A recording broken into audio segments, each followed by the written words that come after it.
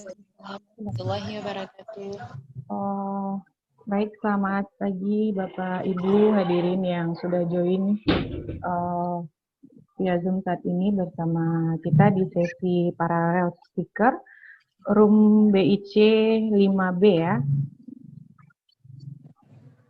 Mohon maaf tadi ada sedikit keterlambatan karena ada misunderstanding. Baiklah, kita mulai saja.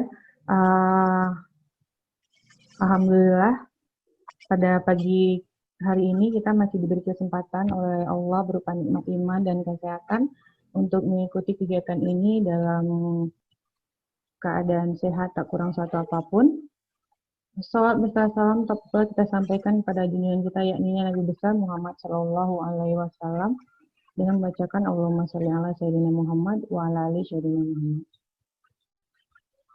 Baik Bapak Ibu hadirin yang saya hormati, pada sesi ini kita ada 4 speaker dengan artikelnya masing-masing. Yang pertama mungkin saya sapa dulu ya dari Ibu Sylvia Susrizal, apakah sudah ada bersama kita saat ini? Ibu Sylvia Susrizal. Sudah ada. Oke. Kemudian Ibu Dr. Dian Citasari MPDI sudah bergabung ya. Dari UIN Sultan Taha Saifuddin Jambi ya Ibu. Ya Bu. Oke, kemudian Bapak Hairul Huda MPDI juga sudah bergabung di room ini. Bapak Hairul Huda. Dari Universitas Muhammadiyah Jember.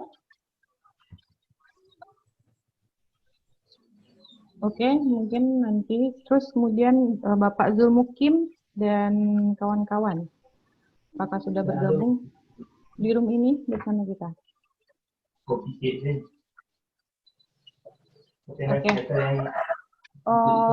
Sembari kita menunggu speaker dan partisipan yang lain gabung bersama kita di room ini, mungkin karena waktu juga kita beri kesempatan kepada pembicara pertama untuk informasi kepada seluruh speaker.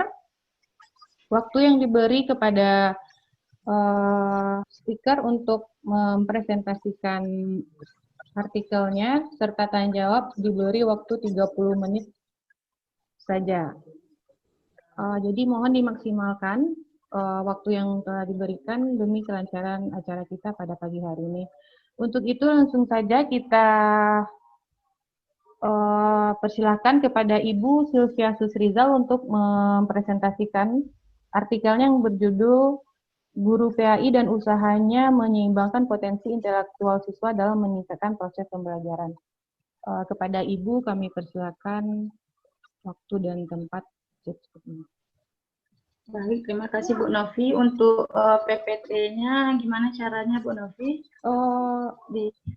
Kayaknya coba seluruh partisipan kata panitia udah bisa share screen, Bu. Coba Ibu share screen dulu. Udah bisa ya? Oke, iya bisa. Oke.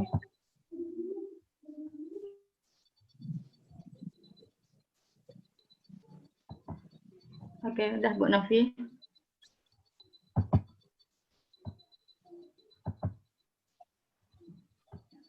Baik, bismillahirrahmanirrahim. Assalamualaikum warahmatullahi wabarakatuh. Waalaikumsalam warahmatullahi wabarakatuh. Bersyukur kepada Allah, alhamdulillah di pagi hari ini kita bisa melanjutkan parallel session dalam batch yang kelima. Terima kasih kepada moderator dan terima kasih kepada semua speaker dan partisipan yang sudah hadir di room ini. Baik, saya untuk mempersingkat waktu ya, saya akan menyampaikan artikel saya tentang guru PAI dan usahanya dalam mengembangkan potensi intelektual siswa dalam meningkatkan proses pembelajaran. Oke, kita ke pendahuluan saja. Jadi di dalam Al-Quran potensi yang dimiliki oleh manusia itu diistilahkan dengan fitrah seperti yang tertulis dalam surat Ar-Rum ayat 30. Nah, potensi dasar ini akan menjadikan manusia sebagai makhluk yang berbeda dengan makhluk lainnya, mampu menjadi khalifah di atas bumi ini dan mampu menjadi hamba yang taat, menjadi manusia yang inovatif, kreatif, konstruktif, dan menjadi manusia yang paripurna. Dan di antara potensi itu adalah potensi intelektual.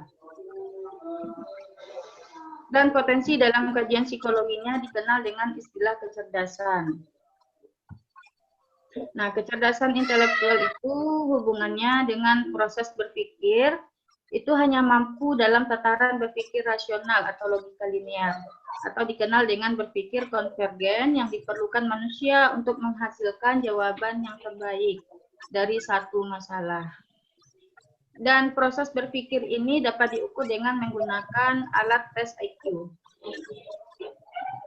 Menurut Quraish Shihab, salah satu daya yang harus dimiliki oleh manusia adalah daya akal yang memungkinkan manusia itu untuk memiliki ilmu pengetahuan dan teknologi.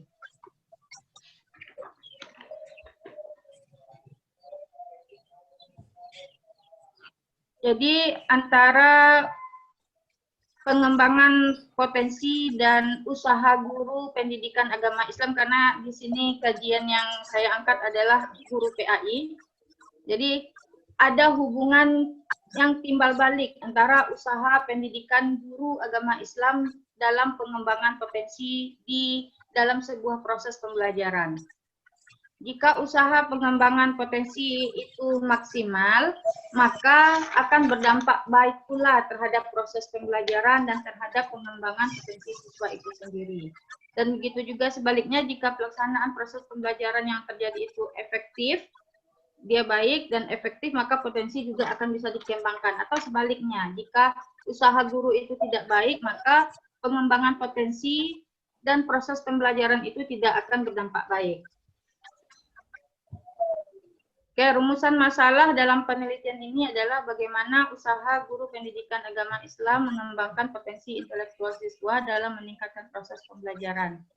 Tujuan dari artikel ini adalah untuk mengetahui usaha guru pendidikan agama Islam mengembangkan potensi intelektual itu dalam meningkatkan proses pembelajaran. Dan metode yang digunakan adalah metode penelitian yang digunakan adalah penelitian lapangan kualitatif yang bersifat deskriptif. Yang menjadi sumber data primer di dalam penelitian artikel ini adalah guru. Jadi ini penelitian studi lapangan di SMPN 29 Padang, yang jumlah guru agamanya itu ada 3 orang. Berikutnya hasil pembahasan. Jadi di sini ada 13 indikator yang dilihat untuk melihat bagaimana guru itu mengembangkan potensi intelektual siswa. Dan indikator ini diambil dari pedoman diagnostik peserta didik tahun 2004 dan sampai sekarang itu belum ada sepertinya revisi dari indikator pengembangan potensi diagnostik itu. Jadi ada 13 yang penulis lihat di lapangan. Yang pertama itu bagaimana kemampuan menangkap pelajaran. Nah, dalam pengembangan kemampuan ini, penulis melihat guru di SMPN 29 itu sudah guru menyampaikan materi, dan guru sudah menggunakan metode dan media yang variatif, tetapi metode yang sering digunakan itu merupakan metode yang klasikal, metode ceramah, metode tanya jawab, penugasan saja, sedangkan media yang digunakan guru itu belum menarik bagi siswa, sehingga menimbulkan rasa jenuh dan malas dalam mendengarkan guru. Sehingga akibatnya apa? Mengakibatkan siswa tidak mampu menangkap pelajaran dengan baik. Apalagi kondisi siswa di sana, motivasi belajarnya itu tidaklah tinggi. Dan apabila guru tidak melakukan hal yang lebih kreatif, maka siswa juga akan terkendala dalam menangkap pelajaran. Berikutnya, kemampuan mengingat kembali. Nah, dalam pengembangan kemampuan ini, penulis melihat guru memberikan apersepsi di awal pelajaran. Dalam proses pembelajaran ini merupakan sebuah hal yang harus dilakukan. Nah, seperti pada materi hijrah Rasulullah, guru meminta siswa menyebutkan apa maksud dari hijrah tersebut, hijrah Rasul itu. Selain itu, guru juga meminta siswa untuk membaca materi sendiri-sendiri agar siswa mampu menjelaskannya di depan kelas. Guru juga memberikan pertanyaan kepada siswa seputar materi yang sudah dipelajarinya. Jadi untuk kemampuan ini, guru sudah melakukan sebuah usaha untuk mengembangkan kemampuan mengingat kembali yang ada pada siswa. Berikutnya, kemampuan memiliki perbendaharaan kata yang luas. Nah, di sini penulis juga melihat guru sudah melakukan sebuah usaha, yaitu membaca buku. Siswa disuruh untuk membaca buku dan mengisi LKS. Guru juga melakukan tanya jawab dengan siswa, tujuannya untuk meningkatkan kemampuan bicara siswa, sehingga perbendaharaan kata akan terus bertambah. Guru juga meminta siswa untuk maju ke depan kelas untuk menguraikan kembali materi yang sudah dibacakan tadi, agar siswa terbiasa untuk berbicara dan berani berbicara di depan kelas. Berikutnya, kemampuan penalaran tajam atau berpikir logis, kritis, memahami hubungan sebab akibat. Berikutnya, kemampuan daya konsentrasi baik, perhatian yang tidak mudah teralihkan. Nah, kemampuan ini masih terkendala di dalam proses pembelajaran karena guru belum mampu mengelola kelas dengan baik. Nah, pengelolaan kelas ini sangat penting dan sangat penting dilakukan dalam proses pembelajaran karena pengembangan potensi bisa diwujudkan dengan benar jika pengelolaan kelas itu sudah dilakukan. Kenapa demikian? Yang seperti yang penulis lihat di kelas 7 dan kelas 8 itu kelasnya bagaikan pasar karena siswa sibuk dengan urusannya sendiri sementara guru tetap mengajar walaupun tidak diperhatikan oleh siswa. Berikutnya yang keenam, kemampuan menguasai banyak bahan tentang macam-macam topik. Nah, kemampuan menguasai banyak bahan tentang macam-macam topik dan kemampuan senang serta sering membaca ini dilakukan agar siswa mampu menguasai banyak bahan tentang berbagai topik yang ada dalam materi PAI tersebut. Tetapi yang jadi permasalahan adalah guru tidak memperhatikan atau mengontrol masing-masing siswa. Apakah siswa membaca buku atau tidak. Yang ketujuh adalah kemampuan senang dan sering membaca. Kemampuan ini belum terlihat dalam proses pembelajaran. Siswa lebih senang melakukan aktivitas lain karena tadi itu ya, karena pengelolaan kelas yang belum dilakukan oleh guru secara baik. Berikutnya adalah kemampuan mengungkapkan pikiran, perasaan, dan pendapat secara lisan dan tertulis dengan lancar dan jelas. Kemampuan ini juga belum terlihat dalam proses pembelajaran. Walaupun siswa sudah disuruh oleh guru untuk maju ke depan kelas atau dalam sesi tanya jawab, tapi karena kemalasan siswa dalam menggunakan pikiran mereka untuk berpikir, dan guru juga belum mampu memotivasi siswa untuk mengungkapkan pikiran, perasaan, ataupun pendapat mereka, maka kemampuan mengungkapkan pikiran ini masih sulit untuk dikembangkan di dalam proses pembelajaran. Berikutnya, kemampuan mengamati secara cermat. Nah, pembelajaran tetap berlangsung di dalam kelas dengan suasana belum terkondisikan. Jadi, kalau yang penulis lihat di lapangan, bagaimana guru akan mampu memaksimalkan pengembangan potensi, sedangkan pada situasinya itu guru hanya bisa mengkondisikan apa yang terjadi. Jadi tidak mampu memaksimalkan, harusnya kan guru itu memaksimalkan setiap potensi yang ada pada siswa. Dan pada dan itu pun sifatnya bukan perwakilan siswa yang harus dikembangkan potensinya, tapi masing-masing siswa yang ada di dalam kelas itu. Tapi karena kondisi yang membuat hal itu tidak bisa terjadi, akhirnya guru ya menyelesaikan permasalahan yang terjadi pada proses pembelajaran itu saja. Berikutnya, kemampuan senang mempelajari kamus, peta, dan ensiklopedia Islam. Dalam mata pelajaran ini, kamus, peta, dan ensiklopedia Islam itu tidak ada digunakan karena siswa hanya memakai LKS dan buku penunjang. Yang ke-11, kemampuan cepat memecahkan soal agama Islam.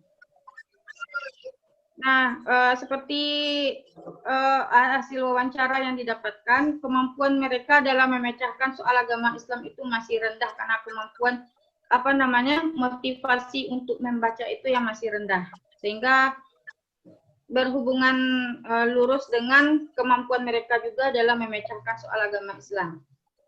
Yang ke-12, kemampuan cepat menemukan kekeliruan atau kesalahan. Nah, kemampuan ini di dalam proses pembelajaran juga belum terlihat. Yang ke-13, kemampuan cepat menemukan azas dalam suatu uraian. Guru memberi tugas kepada siswa untuk menjawab pertanyaan, namun guru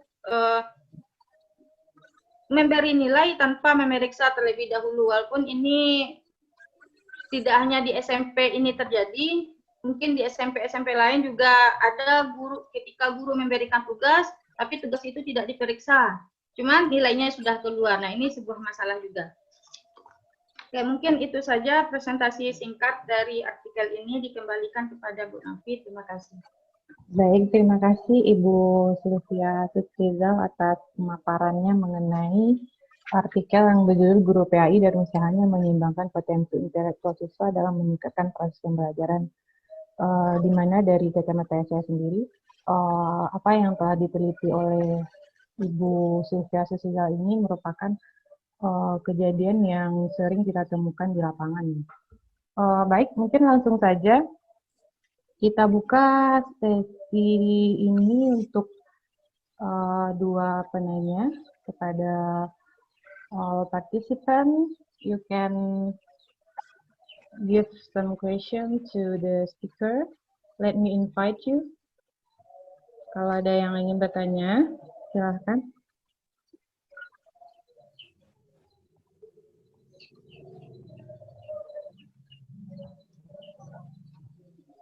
Oh, oke. Ada pertanyaan, Bapak dan Ibu sekalian, mengenai presentasi dari Ibu Sylvia Tutrizal tadi?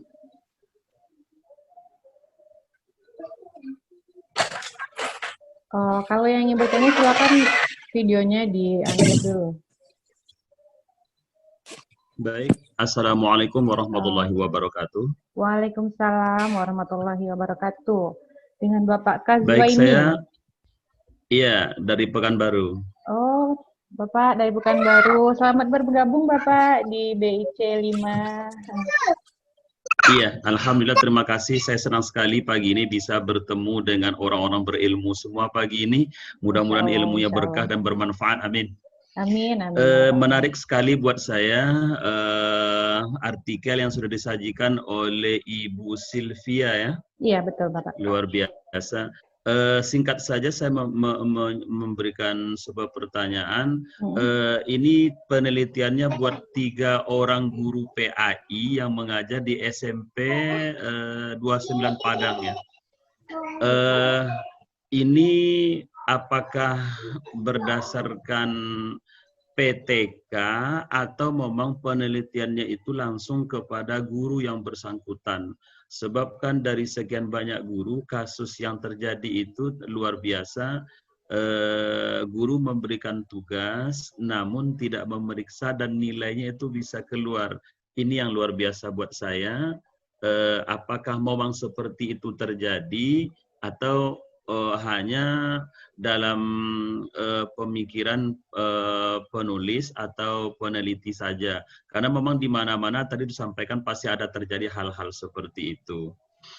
Saya pikir itu yang saya pertanyakan buat Ibu Sylvia. Terima kasih. Assalamualaikum warahmatullahi wabarakatuh. Waalaikumsalam warahmatullahi wabarakatuh. Pertanyaan yang bagus sekali dari Bapak Kazwaini ini dari Pekanbaru ya Bapak ya.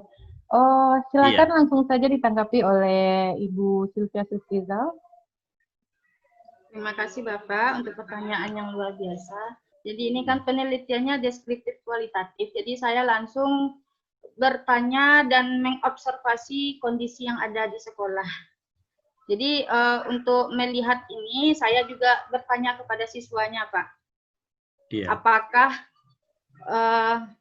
guru itu memeriksa atau tidak? Kenapa bisa ini yang saya simpulkan? Karena saya melihat kepada misalnya ada tugasnya, walaupun hasilnya salah, tapi tetap aja dapat nilai yang bagus. Itu kan salah satu bukti bahwa tugas itu tidak diperiksa oleh guru. Mungkin itu jawaban singkatnya, Pak. Iya. Oh ya, baik Ibu. Sepatutnya memang setiap guru harus memeriksa apa yang sudah dikerjakan oleh siswa. Karena memang siswa itu akan mendapatkan kecerdasan berpikir seperti tema yang Ibu sampaikan di atas. Intelektual siswa itu akan muncul ketika hasil yang dia dapatkan itu sesuai dengan usahanya. Namun karena tadi Ibu mengobservasi bahkan mewawancarai siswa, berarti siswa tahu bahwa guru itu tidak memeriksa tugas yang dikumpulkannya. Ini kan yang luar biasa. Karena mereka kan bisa membandingkan, dilihatnya yang punya temannya ini ternyata jawabannya berbeda, cuman hasilnya sama, sama-sama dapat A, sama-sama dapat B. Jadi kan di antara siswa itu tidak semuanya potensinya itu yang tidak baik. Sudah ada yang siswa yang mampu berpikir kritis terhadap penilaian yang diberikan guru. Baik. Terima kasih Ibu. Iya. Oke, Bapak puas dengan jawaban yang diberikan oleh Bu Sylvia Sustrizal? Iya, Ibu. Nah, atau kita buka sedikit, Waalaikumsalam warahmatullahi wabarakatuh. Kita cukupkan, atau jika ada lagi mungkin berupa tanggapan atas pertanyaan Bapak tadi, kita buka ruang diskusi sebentar, atau mengenai presentasi Ibu Sylvia Sustrizal tadi ada masukan, advice dari para partisipan, juga dari speaker kita undang juga masukan atau berupa pertanyaan. Ya Bu, Gilang mau bertanya. Oh ya, Gilang Andra Busido ya. Iya Bu. Oke, silakan Gilang. Ya, terima kasih atas waktu yang diberikan.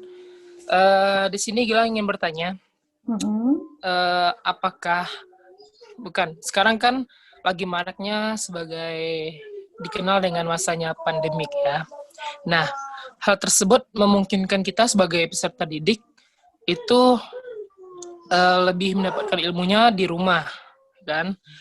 Kita dirumahkan belajar, dan realita yang saya lihat itu hanya dikasih tugas. Nah, pada pembelajaran kali ini membahas tentang bagaimana seorang guru PHI, kecakapannya. Perlu kita ketahui di kurikulum 2013 itu ada di ke-1-1-nya tentang akhlak kalimah. Nah, tentu hal tersebut tidak tercapainya pada program pembelajaran kali ini. Itu kan ada pada kurikulum. Nah, itu sangat disayangkan sekali. Namun di sini di lain sisi kita lihat untuk masuk ke sekolah itu sangat tidak dibolehkan juga. Nah, yang saya tanyakan seperti ini. Siswa ini selalu diberatkan dengan tugas yang diberikan oleh sekolah. Nah, ada juga peserta didik yang menjemput tugas ke sekolah, kan? Nah, di sana tentu menjadi tiang utama adalah sebagai orang tua juga harus mampu dan cakap dalam membantu pekerjaan rumah anak tersebut.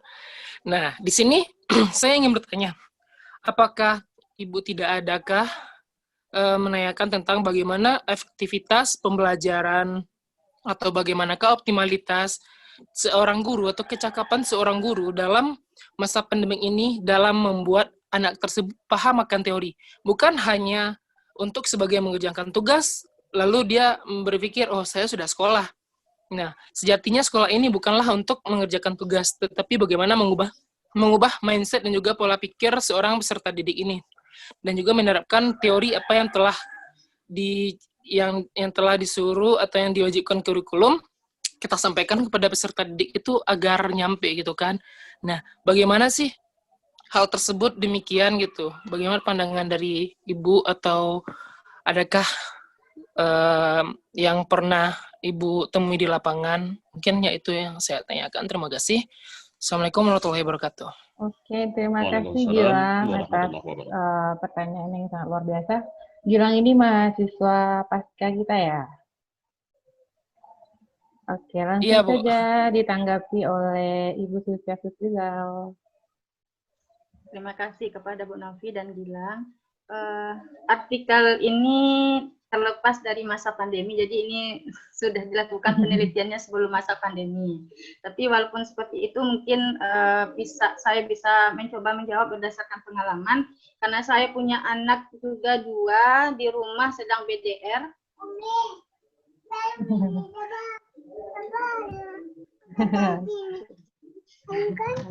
Langsung ya, Umi. Sedang BDR, jadi peran orang tua itu sangat menentukan dalam membantu pekerjaan tugas, bukan mengerjakan tugas si anak ya, tetapi membantu anak dalam mengerjakan tugasnya. Iya, betul. Jadi yang terkait dengan akhlakul karimah tadi, bagaimana orang tua bisa menciptakan kejujuran bagi diri siswa ketika dia di rumah dalam mengerjakan tugas yang diberikan oleh gurunya. Nah, peranan orang tua di sini sangat penting karena guru tidak akan tahu kan apakah itu tugasnya siswa yang buat sendiri atau malah orang tua yang membuatkan tugasnya, memberikan jawabannya nanti disalin oleh anak. Kan guru tidak akan tahu. Tapi di sini peranan orang tua menciptakan kejujuran untuk anak, menjadikan anak tetap jujur walaupun tidak dilihat oleh gurunya. Kalau dalam Islam kan yang penting itu seperti yang dikatakan bahwa ihsan itu ketika kita berbuat seolah-olah Allah melihat kita, walaupun kita tidak dilihat Allah, tapi Allah melihat kita, kan seperti itu yang dikatakan dengan ihsan. Jadi memang peranan orang tua itu sangat besar ketika masa pandemi ini dalam pembelajaran jarak jauh ini. Jadi diharapkan kepada orang tua bantu anak tanpa membuat anak itu tidak bisa berbuat apa-apa. Artinya apa? Kan ada pikiran orang tua itu yang cerdas itu orang tua, bukan anak. Anak bodoh jadinya orang tua semakin cerdas karena orang tua yang mengerjakan tugas anak. Seharusnya kan tidak seperti itu. Walaupun ini merupakan pekerjaan yang kalau menurut saya sangat berat sebagai orang tua, karena kita harus mengikuti kurikulum yang di sekolah. Sedangkan kurikulum yang di sekolah itu kalau kita bandingkan dengan kurikulum ketika kita sekolah dulu kan berbeda. Artinya apa? Materi dengan kelasnya itu tidak sama ketika kita sekolah dulu. Dan itu butuh usaha dari orang tua untuk mengupgrade dirinya kembali, bagaimana bisa mengajarkan materi-materi yang ada di sekolah itu di rumah. Karena kalau guru kan batasannya hanya misalnya memberikan video, memberikan penjelasan lewat video, habis itu memberikan tugas. Sedangkan untuk menjelaskan lebih lanjut itu adalah orang tua yang ada di rumah. Nah, jadi diharapkan benar orang tua mampu menciptakan kejujuran di rumah walaupun tidak dilihat oleh guru. Itu yang sangat penting. Mungkin itu saja Bu Nafi. Oke, terima kasih Ibu Sylvia Sutrizal.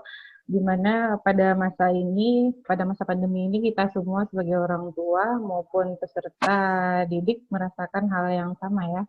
Jadi begitu Gilang, penelitian Ibu ini jauh sebelum masa pandemi, jadi mungkin nanti untuk kedepannya bisa berkolaborasi antara Gilang dan Ibu Sylvia Sutrizal untuk membuat sebuah penelitian mengenai pendidikan di masa pandemi.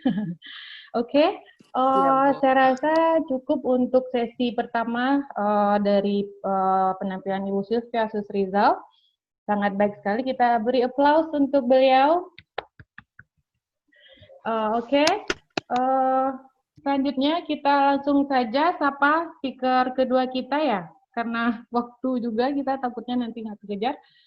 kita persilahkan saja, kita invite Ibu Dr. Dian Citasari MPDI from UIN Sultan Taha Saifuddin Jambi dengan artikelnya yang berjudul Refleksi Undang-Undang Nomor 12 Tahun 2012 dalam Bingkai Paradigma Moderasi Islam. Ibu Dian sudah bergabung dengan kita ya.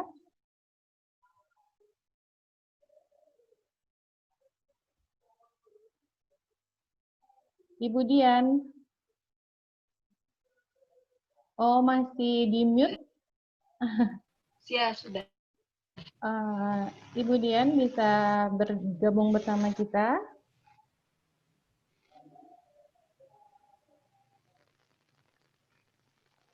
Oke, Ibu Dian, Ya, siap, welcome sudah, Bu. to Batu Sangkar International Conference 5, Ibu.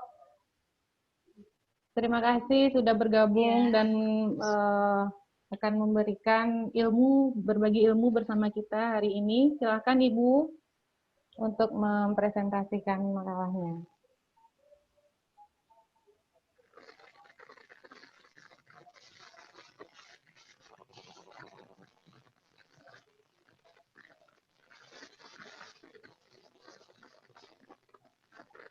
Sudah tampak slide saya, Bu? Udah, mungkin Ibu full screen kan aja, Bu, slide-nya, biar lebih jelas terlihat.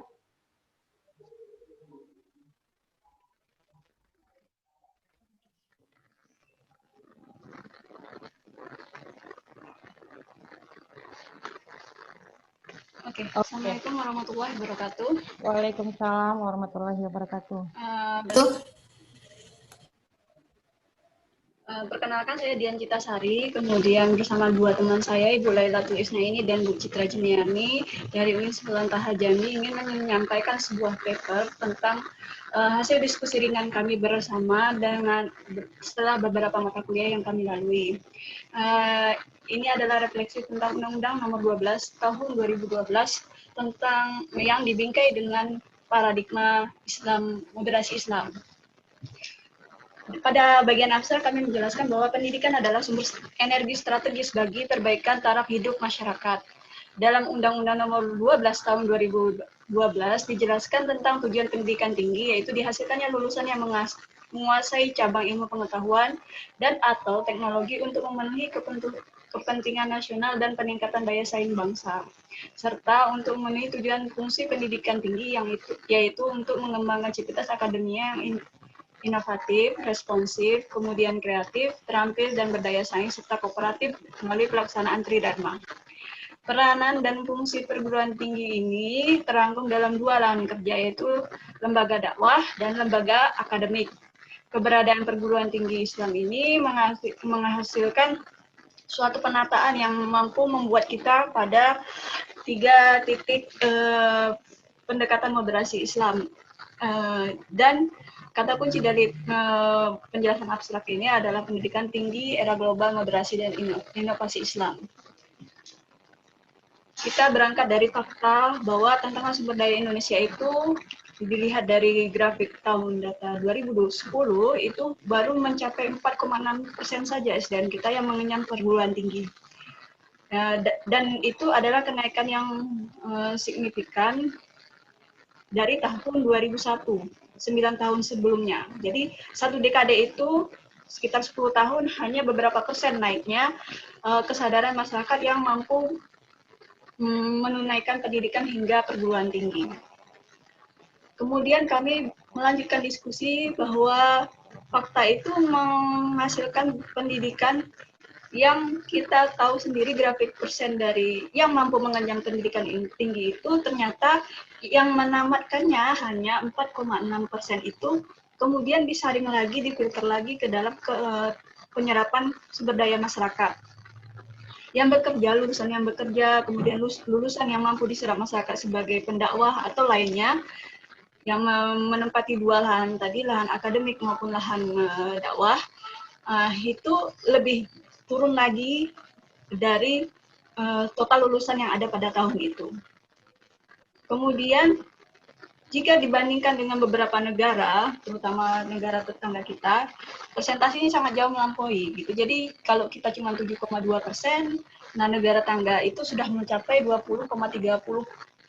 Nah, ini kemudian menjadi PR kita bersama, sehingga karena kita mempunyai visi Indonesia 2025 dan kita kaitkanlah dengan undang-undang yang kemudian terbit di tahun 2012. Jadi saya mengambil data ke bawah 2010, kemudian kronologinya hingga dikeluarkanlah Undang-Undang Nomor 2000 pada tahun 2012. Kembali lagi, pengkristalisian antara tantangan pendidikan keindonesiaan pada umumnya dengan tantangan moderasi beragama. Indonesia itu mempunyai populasi 237 juta pada tahun 2010 dan sekarang akan bertambah lagi.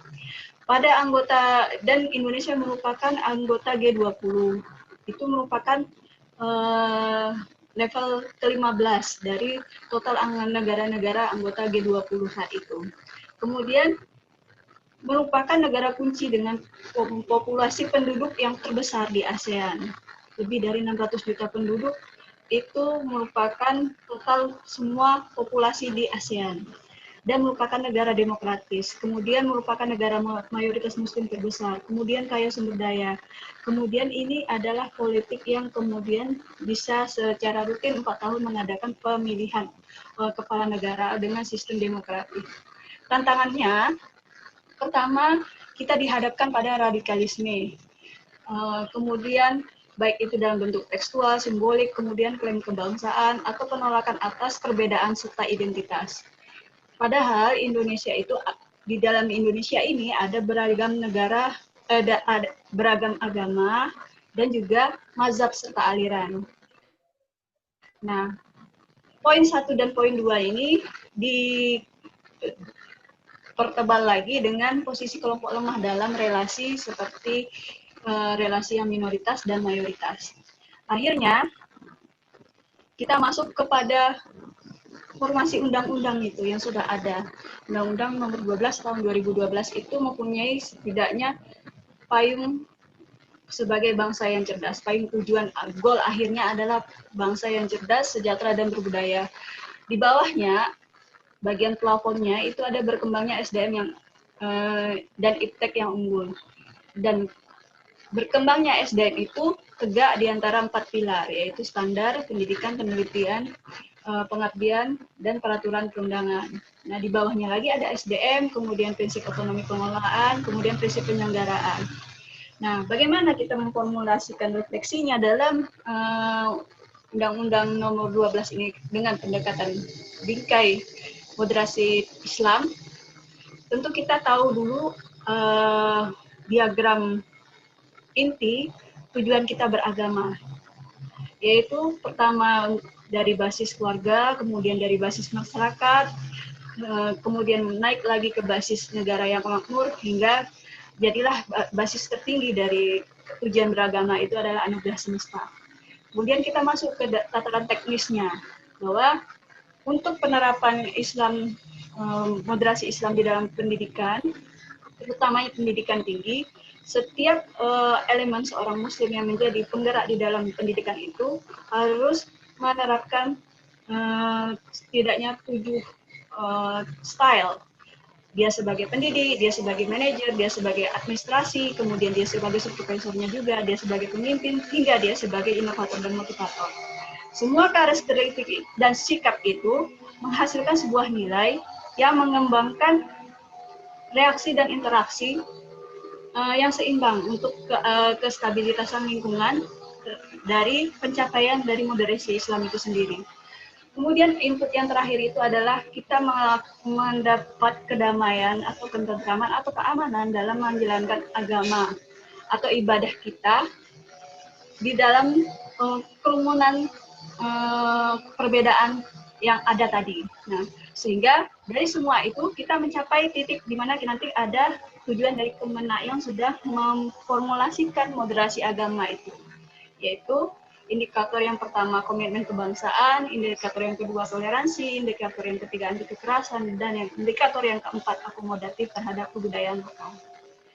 Nah, dari hal itulah kemudian kita kembangkan implementasi dari berbagai refleksi itu kita kembangkan 7 implementasinya. Pertama, kita mempunyai akademik community yang demokratis, komunitas akademik yang demokratis. Kemudian kita mampu mengembangkan itu menjadi sebuah budaya melalui membaca atau menulis yang lebih fleksibel, dan kefleksibelan itu mengantarkan pemberdayaan tingkat tinggi sehingga kita mampu menciptakan pembelajaran yang lebih kondusif. Dari pembelajaran student-centered learning tadi, kita membuat keseimbangan antara berbagai keragaman yang ada. Dari keseimbangan itu menghasilkan sebuah talent baru, kemudian kemampuan-kemampuan baru yang menjadi sistem yang unik di poin ke-6 dan meningkatkan kemampuan kesejahteraan kita, baik kesejahteraan mental maupun kesejahteraan dari output pendidikan, dan kesejahteraan itu menghasilkan pemberdayaan di semua komponen. Jadi tidak hanya saya sebagai pendidik atau kami sebagai tim yang sama-sama belajar, tapi juga seluruh aktivitas yang ada di dalam pendidikan tadi. Nah, dan inilah presentasi yang dapat kami sampaikan. Saya Dian Cikasari, kemudian teman saya Dr. Andalatul Islaini, dan Dr. Cita Juniani. Kami sedang menyelesaikan sebuah proyek penggagasan untuk tingkat lanjut mengenai reformulasi moderasi Islam di tingkat perguruan tinggi di mana kami bertugas. Terima kasih Bapak Ibu. Ini yang dapat kami sampaikan. Assalamualaikum warahmatullahi wabarakatuh. Waalaikumsalam warahmatullahi wabarakatuh. Masya Allah, materi yang sangat luar biasa yang diberikan oleh Ibu Dr. Dian dan kawan-kawan. Semoga proyek kedepannya semakin mantap, lancar, dan sukses ya Ibu. Mohon maaf Bapak Ibu para partisipan dan speaker, bagaimana karena mengingat waktu, karena kita agak telat mulainya, kita lanjut ke sesi dari speaker berikutnya. Nanti kita rangkum aja di akhir sesi ini pertanyaan dari Bapak dan Ibu. Jadi mohon di note aja dulu, dibikin catatan pertanyaan untuk Ibu Dr. Dian nanti ataupun suggestion untuk Ibu Dr. Dian dan kawan-kawan. Takutnya nanti kita nggak selesai mendengarkan speaker yang berikutnya. Mohon maaf ya Ibu. Kita mohon untuk Bapak Khairul Huda, MPDI dari Universitas Muhammadiyah Jember untuk menyampaikan makalahnya. Ya Bu. Oke ya Pak ya. Assalamualaikum. Ya, sudah kelihatan ya Bu. Oke. Di full screen kan ya Pak ya? Oh. Biar terlihat sama peserta kita. Oke, mantap. Assalamualaikum warahmatullahi wabarakatuh. Waalaikumsalam warahmatullahi wabarakatuh. Saya dari Jawa Timur, Bapak Ibu sekalian. Nama saya Khairul Huda. Kebetulan di sini ini hasil refleksi pemikiran. Boleh nanti kita diskusi bersama karena ini hasil refleksi pemikiran saya ini. Jadi kita mengambil judul nilai konstruksi keilmuan Islam untuk membangun sistem pendidikan keislaman. Nah, kenapa kok kita mengambil judul ini? Ada beberapa poin yang menjadi latar belakang permasalahan. Nah, latar belakang permasalahannya diantaranya yaitu pendidikan Islam yang menjadi rujukan dari kita, karena ada istilah yang lazim, ada pendidikan Islam dan ada pendidikan agama Islam. Kalau menurut Bapak ada perbedaan antara pendidikan Islam dan pendidikan agama Islam. Kalau pendidikan Islam lebih mengarah kepada institusi atau lembaganya. Maka dari itu poin yang menjadi rujukan atau yang menjadi standar poin di sini ada hal-hal yang bersifat institusi atau kelembagaan. Nah, maka dari itulah pendidikan Islam yang muncul pada dekade ini sebelum COVID. Ini dekade sebelum COVID. Kalau kalau adanya pandemik, mungkin ada paradigma yang baru terkait dengan bagaimana memfokuskan pendidikan Islam. Nah, pendidikan Islam itu sifatnya teoritis konseptualis. Ini yang terjadi di pendidikan kita. Teoritis konseptualis di sini ada semacam pemisahan yang bersifat profan dan bersifat keagamaan. Itu tidak muncul. Kita saja yang ada di lembaga Universitas Muhammadiyah Jember itu ada fakultas keagamaan. Jadi fakultas keagamaan itu, fakultas agama Islam itu berada di sektor secara administrasi itu juga masuk dalam sektor Kemenak, Kementerian Agama. Sedangkan secara institusi keseluruhan, Universitas Muhammadiyah Jember itu menginduk kepada Kementerian Pendidikan dan Kebudayaan. Nah, ini bagian daripada sifat teoritis konseptual. Ada pemisahan struktur keilmuan yang bersifat profan dan yang bersifat keagamaan. Nah, ini yang menjadi masalah yang pertama. Nah, bagaimana sistem pendidikan Islam itu bisa menjalin kerjasama yang baik antara komponen-komponennya kalau sifat teoritis konseptualis ini mulai dileburkan. Ini permasalahan yang pertama, Bapak Ibu. Permasalahan yang kedua yaitu permasalahan dikotomik. Ini permasalahan klasik sebenarnya. Permasalahan klasik ini mulai dulu sampai sekarang itu mulai ada terkait dengan gagasan-gagasan pemisahan antara agama dan keilmuan keagamaan dan keilmuan umum. Nah, ditambah lagi persoalan yang terbarukan yaitu persoalan radikalisasi. Apalagi ada persoalan komunis dan lain sebagainya yang masuk ke dalam struktur pendidikan yang ada di Indonesia misalkan. Nah, contoh kecil kemarin kita lihat Kementerian Agama mengubah poin-poin yang ada dalam kompetensi dasar misalkan dan kompetensi inti terkait dengan khilafah yang seperti seharusnya masuk dalam kajian ilmu fikih atau mata kuliah fikih itu dialihkan ke dalam ilmu sejarah atau mata pelajaran sejarah kebudayaan Islam. Kalau sudah masuk ke dalam sejarah kebudayaan Islam, maka ada perspektif yang berbeda terkait dengan tema khilafah tersebut. Beda dengan di fikih. Kalau di fikih nanti arus yang dikaji terkait dengan bagaimana hukumnya, halalnya, haramnya, dan sebagainya itu. Ini polemik yang terjadi. Masuknya di mana? Masuknya di sistem pendidikan Islam. Nah, untuk itulah Bapak Ibu sekalian, dalam kajian ini kita merumuskan masalahnya yaitu diantaranya bagaimana kemapanan spiritual atau tauhid dapat menjadi landasan dari sistem pendidikan Islam. Yang kedua, bagaimana moderasi Islam sebagai asas dalam sistem pendidikan Islam. Dan yang ketiga, bagaimana intelektualitas profetik sebagai sistem nilai dalam sistem pendidikan Islam. Inilah yang menjadi fokus atau rumusan masalah dalam kajian kita. Nanti bisa kita diskusikan dalam bab diskusi nanti. Oke. Tidak lain dalam tujuan pengaturan sistem ini, diantaranya sistem pendidikan keislaman harus terinterkoneksi dengan ajaran keislaman. Yang berupa apa? Yang berupa akidah, berupa Islam, dan berupa ihsan. Nah, akidah ini pemahaman terkait dengan ketuhanan. Masuk tidak di dalam tujuan atau komponennya. Maka dari itulah, dalam pembahasan ini, kemapanan spiritual atau tauhid sebagai landasan sistem pendidikan, yang pertama itu tujuan bermuatan tauhid.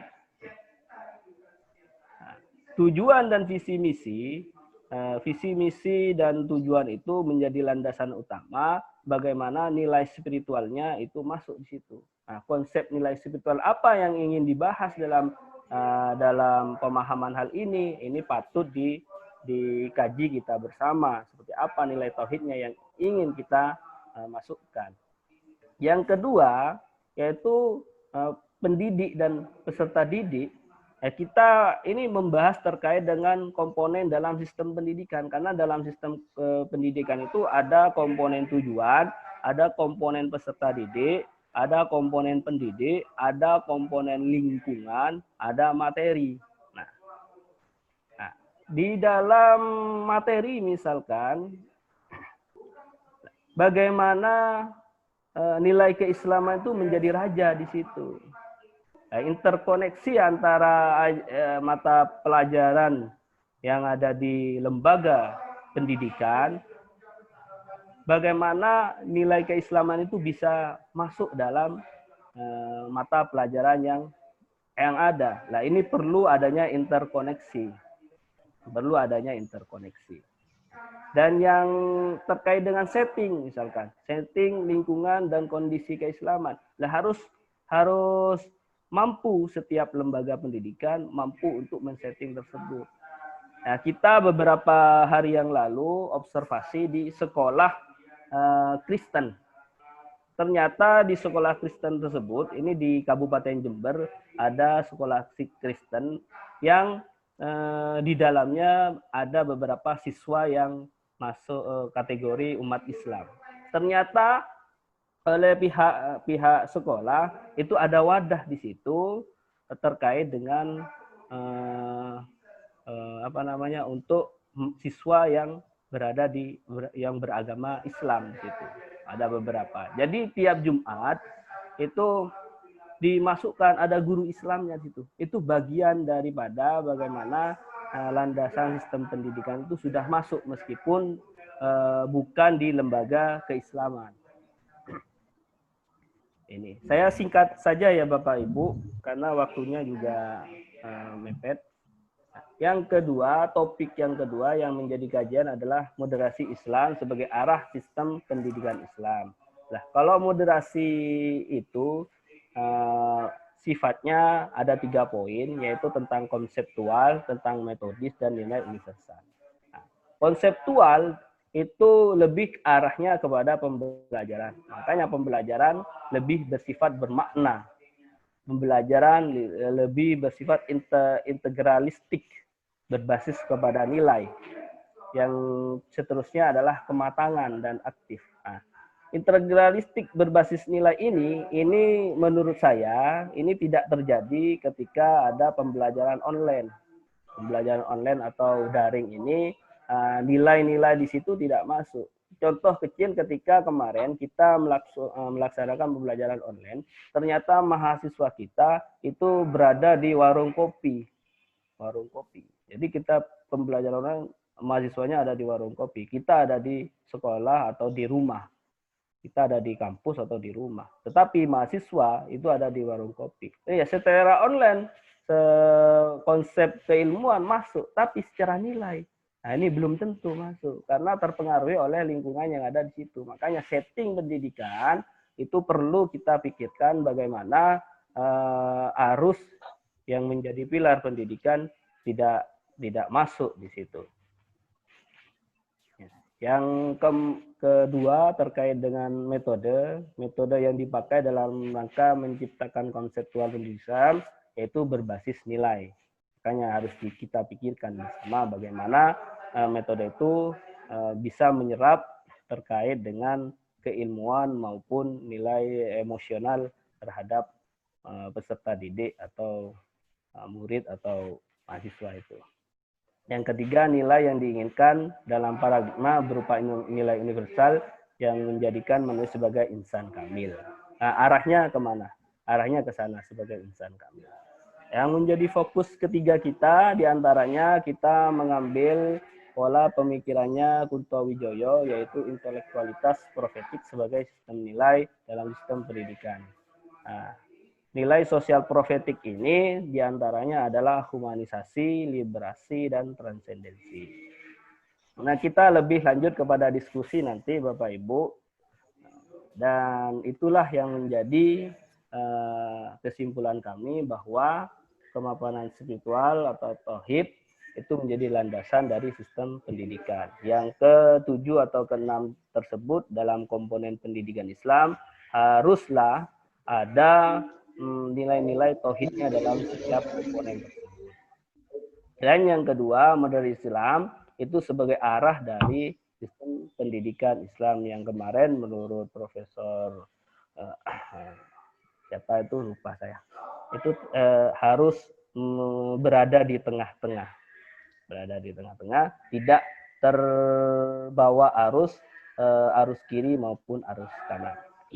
Gitu. Saya kira demikian Bapak Ibu. Memang saya persingkat agar presenter yang selanjutnya bisa berpartisipasi. Iya, terima kasih Bapak. Mohon maaf sekali kita kejar waktu. Oke, silakan kami kembalikan kepada moderator. Iya, terima kasih Bapak atas presentasi Bapak yang luar biasa dengan pemikirannya yang sangat bagus sekali. Nanti kita buka ruang diskusinya. Setelah ini kita persilakan saja kepada presenter berikutnya, Bapak Zumukim dan kawan-kawan. Langsung Ibu Dr. Demina.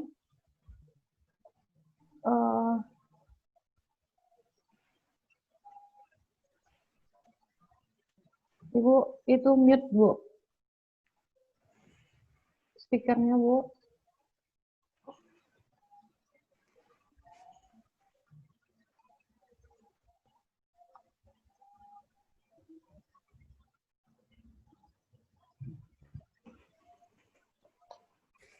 Ibu, kita kasih waktu 5 menit untuk presentasi, boleh Ibu? Mohon maaf Ibu. Ibu dihidupkan dulu, Bu. Mikrofonnya, Bu. Ya. Bismillahirrahmanirrahim. Assalamualaikum warahmatullahi wabarakatuh. Waalaikumsalam warahmatullahi wabarakatuh. Simpel saja. Di sini saya mencoba memberikan tema dari artikel ini, yaitu Islam moderat dalam bingkai kurikulum sekolah kejuruan. Adanya anggota di sini ada saya, Demina, Yayan Batu Sangkar, dan teman-teman dari UIN Padang, dari Purwokerto, dari Yayan Batu Sangkar.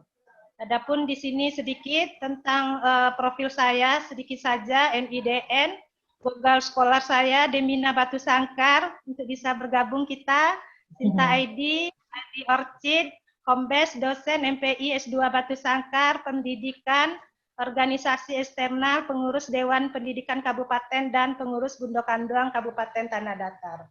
Kita masuk ringkas saja, pendahuluan, moderasi atau wasatiyah merupakan kata yang termuat dalam Al-Quran, yaitu dan juga di dalam hadis yang mengartikan baik-baik persoalan adalah berada di tengah-tengah.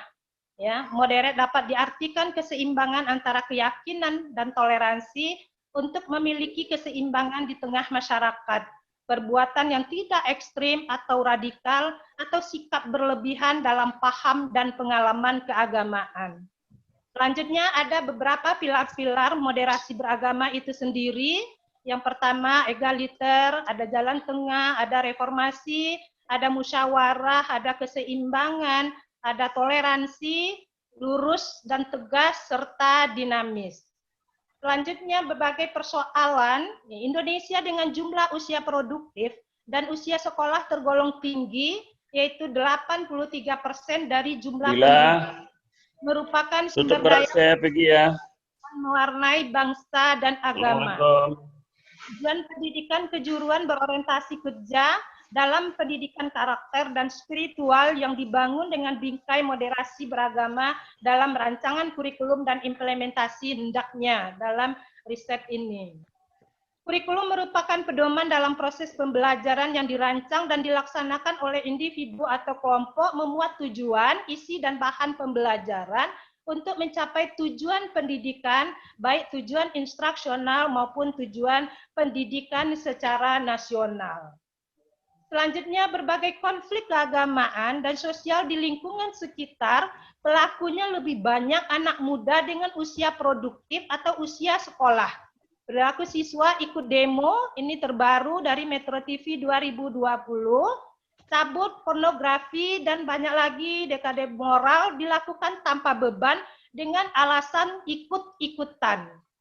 Selanjutnya, hasil penelitian menyatakan bahwa semakin soleh seseorang, semakin tidak toleran. Dan guru agama tidak lagi mengayomi, menjadikan model, tidak toleran, tidak inklusif, dan pluralis secara baik. Ini hasil penelitian PPIM UIN Jakarta 2016. Metode penelitian. Di sini saya mencoba dengan dangkal melihat dokumen-dokumen penelitian sekolah tentang moderasi dalam buku pendidikan agama Islam Budi Pekerti pada sekolah kejuruan kelas 10, 11, dan 12 dengan metode kualitatif dan analisis konten. Ini analisis konten atau isi dokumen dalam buku mata pelajaran pendidikan agama Islam Budi Pekerti. Selanjutnya tujuan, di sini saya mencoba mengangkatkannya bagaimana topik atau isi buku PAI dan Budi Pekerti dalam bingkai Islam moderat, bagaimana metode pembelajaran dalam buku PAI dan Budi Pekerti dalam bingkai Islam moderat, dan bagaimana evaluasi pembelajaran dalam buku PAI dan Budi Pekerti dalam bingkai Islam moderat. Selanjutnya, hasil penelitian atau pembahasan, karakteristik pendidikan kejuruan menyiapkan siswa langsung bisa bekerja atau dipasarkan pada dunia industri. Keberhasilan pendidikan kejuruan dapat diukur pada proses keberhasilan siswa di sekolah dan keberhasilan siswa di luar sekolah dalam proses pembelajaran siswa kejuruan dengan kepekaan terhadap pengembangan dunia kerja pada jangka panjang menurut Johar 2007. Harapan sekolah kejuruan bisa langsung bekerja disampaikan oleh Presiden Joko Widodo yang menyatakan bahwa fokus dunia pendidikan untuk keterampilan kerja karena tingginya jumlah produktif dan demografis. Selanjutnya kita melihat topik ya, yang ada di dalam buku. Saya hanya melihat dokumen, tidak kemana-mana dalam riset ini. Ada topik pada kelas 10, aku selalu dekat dengan Allah, berbusana muslim, dan banyak lagi sampai ke bawahnya meniti hidup dengan kemuliaan. Ada malaikat selalu bersamaku, sayang, patuh, dan hormat kepada orang tua dan guru, mengelola wakaf dengan penuh amanah. Ya, berarti di sana ada kejujuran, meneladani perjuangan dakwah Rasulullah, nikmatnya mencari ilmu dan indahnya berbagi pengetahuan, menjaga martabat manusia dengan menjauhi pergaulan bebas dan zina. Selanjutnya, topik pada kelas 11 adanya Al-Quran sebagai pedoman hidup nyaman dengan perilaku jujur, kepedulian umat Islam terhadap jenazah, sampaikan dariku walau satu ayat, masa kejayaan Islam yang dinantikan, kembali membangun bangsa melalui perilaku taat, kompetensi dalam kebaikan dan etos kerja. Rasul-rasul itu kekasih Allah, hormati dan sayangi orang tua dan gurumu, prinsip dan praktik ekonomi Islam, bangun dan bangkitlah wahai pejuang Islam, toleransi sebagai pemersatu bangsa. Jadi di sini kita melihat dari kelas 10 dan 11 hanya satu kata di dalam topik ya, pendidikan dalam pendidikan agama Islam dan Budi Pekerti itu toleransi. Selanjutnya pada kelas 12 yaitu meyakini hari akhir, dan selanjutnya nah, hasil penelitian dan pembahasan. Yang pertama, metode atau aktivitas dalam pembelajaran yang mengambil hikmah yang terkandung dalam Al-Quran, hadis, dan kisah Nabi, menerapkan perilaku dermawan, jujur, bertawakal, kuat tangguh, serta pendirian, mengambil kesimpulan dari berbagai pengamatan dari lingkungan.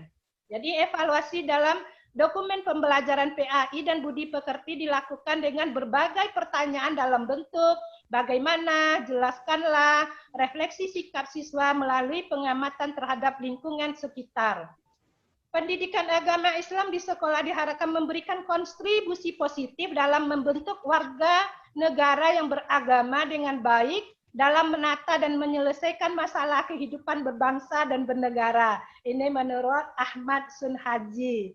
Selanjutnya kesimpulan, waduh saya berlari-lari ini. Mohon maaf, Ibu.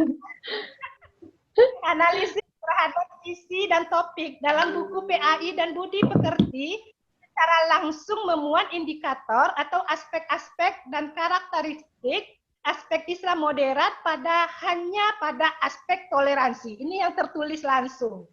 Sementara karakter lain dalam kurikulum secara tidak langsung termuat dalam standar kompetensi, ada KI 1, KI 2, KI 3, dan KI 4, serta topik lainnya. Jadi bisa kita nanti dibikinkan tabel-tabelnya. Selanjutnya, desain aktivitas pembelajaran telah menggiring siswa dalam inovasi pembelajaran dengan metode PBL, inquiry, dan pengalaman belajar secara langsung. Selanjutnya, evaluasi belajar dengan pendekatan autentik, di mana siswa bisa menjelaskan, menjawab, menilai diri sendiri, self-evaluasi atau serta pengendalian diri, self-control. Mungkin itu hasil dangkal dari analisis isi buku pelajaran PAI dan Budi Pekerti pada sekolah kejuruan. Terima kasih moderator. Waduh cepat, sampai juga ini terlalu. Luar biasa. Mohon maaf Ibu tadi karena ada kesalahan teknis pagi, jadi kita harus kejar-kejar waktu. Dan from deepest of my heart, I'm so sorry to all of participant and speaker. Karena sepertinya ruang diskusi kita buka lewat chat aja, karena nanti akan di-share di grup oleh panitia. Nanti mohon juga kepada seluruh presenter untuk mengirimkan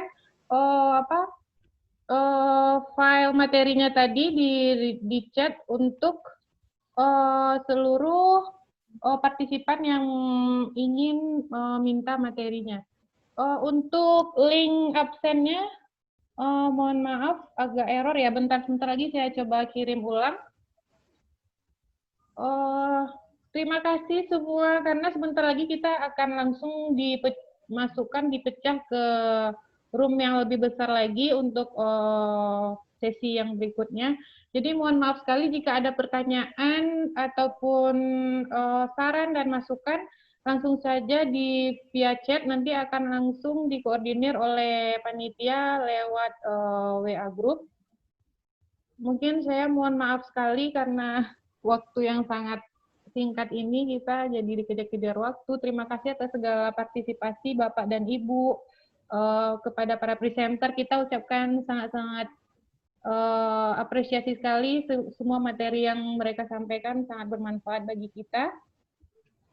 Semoga menjadi pahala bagi para presenter kita semua apa yang telah beliau sampaikan pada kita pada pagi hari ini. Terima kasih. Mungkin sebentar ya, saya share dulu untuk link absennya sebentar.